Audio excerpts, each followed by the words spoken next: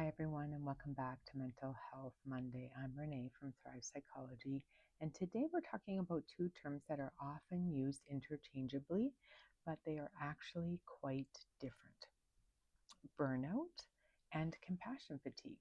If you've been feeling exhausted, overwhelmed, emotionally drained, or like you just don't have much left to give, this episode is for you.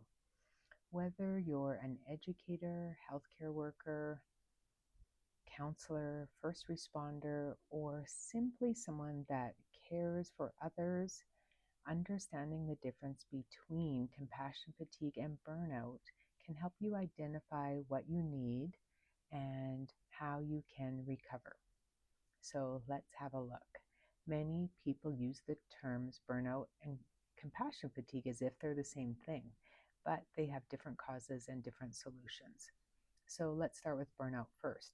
Burnout typically develops gradually over time. It often happens when the demands being placed on us consistently exceeds the resources or capacity we have available.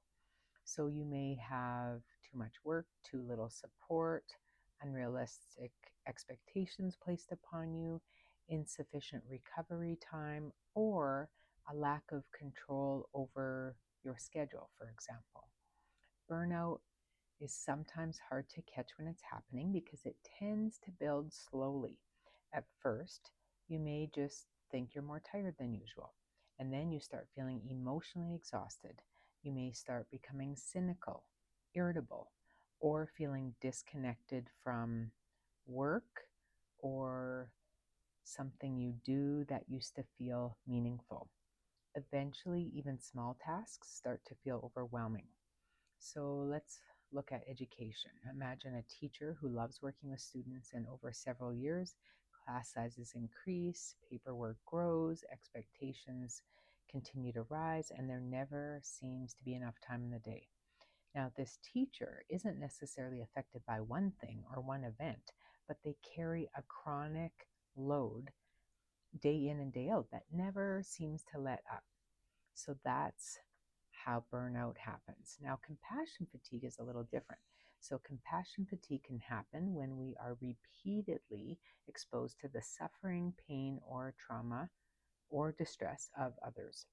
It's sometimes described as the cost of caring.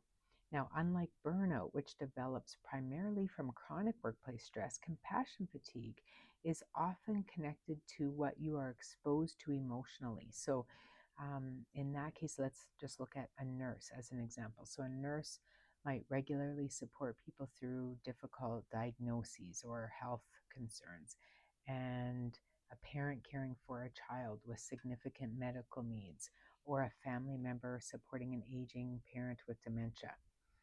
So, a person may deeply care about the people that they're helping, but over time, carrying so much emotional pain or emotional space can start to take a toll on us. So, compassion fatigue may show up as emotional numbness or difficulty feeling empathetic or feeling anxious or sad, having difficulties with sleep, or feeling overwhelmed by situations that were previously feeling more manageable.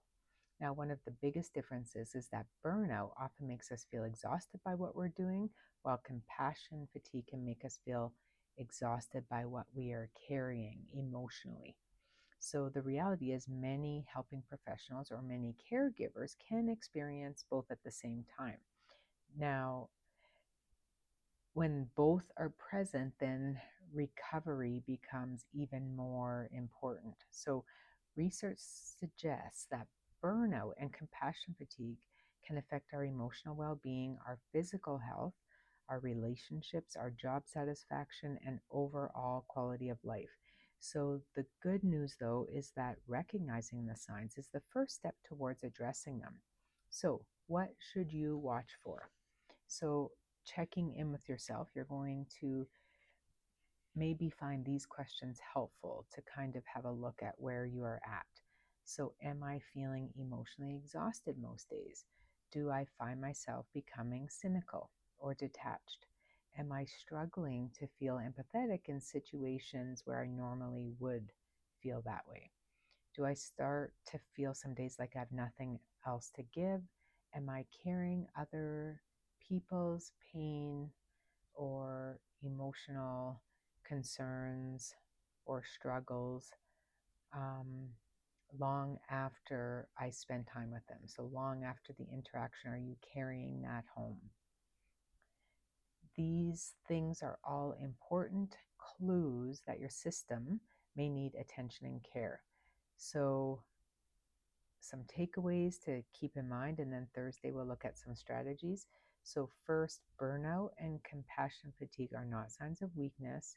They are signs that you've been carrying things for a long time, emotionally, or losing capacity because of demands that don't match what you have available. So, the second thing is awareness does matter. So, understanding what you're experiencing can help you identify what's going on, what kind of support you need, what kind of recovery might be needed. And the third thing that's really important is caring for yourself is not selfish, because people start to feel like, I got to do all these things. I don't have time to take care of me. But if you spend your days as a parent, caregiver, or healthcare professional, or other person that takes care of people like an educator, right? If you spend your days caring for others, then your well being matters too. So, in this week's Thrive Thursday episode, I'll be sharing practical strategies to help you reset your nervous system and begin replenishing your emotional reserves.